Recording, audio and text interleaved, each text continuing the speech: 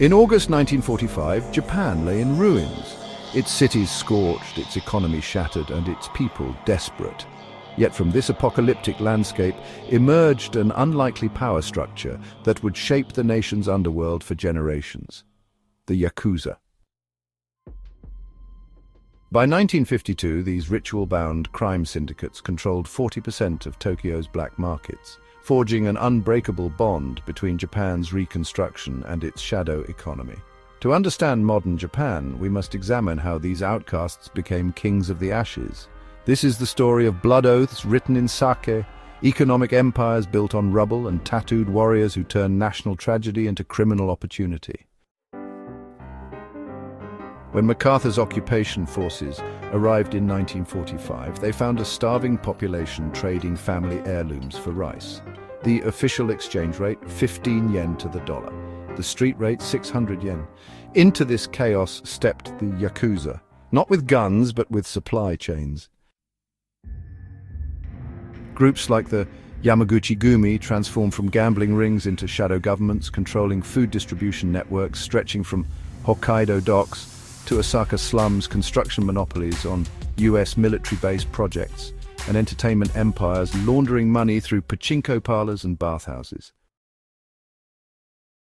By 1951, Japan's underground economy was twice the size of its automotive industry, all lubricated by Yakuza intermediaries who became essential partners for both starving citizens and overwhelmed bureaucrats. While Western mobsters shook hands, the Yakuza sealed alliances through Shinto Buddhist theater. The Sakazuki ritual wasn't just drinking, it was spiritual DNA splicing. Purification, salt scattering and bowing to imperial scrolls, cup exchange, sake sipped from the same vessel as blood brothers. Oath, your ancestors become mine, your children my responsibility.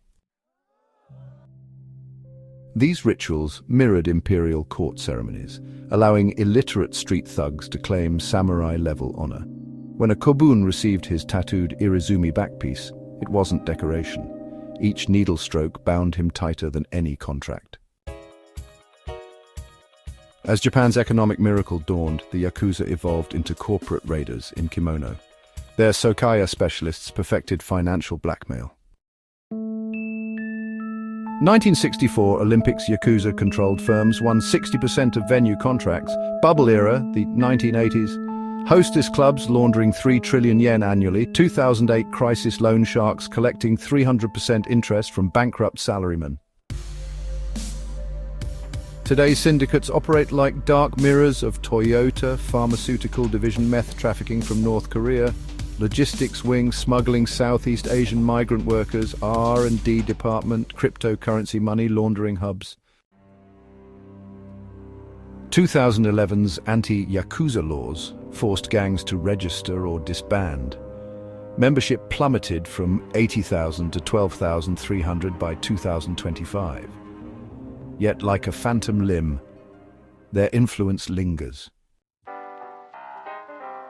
White-collar Yakuza, former enforcers now corporate consultants, digital Takia online scam centers mimicking street hawkers, legacy brands, Yamaguchi-gumi, splinters rebranded as business councils.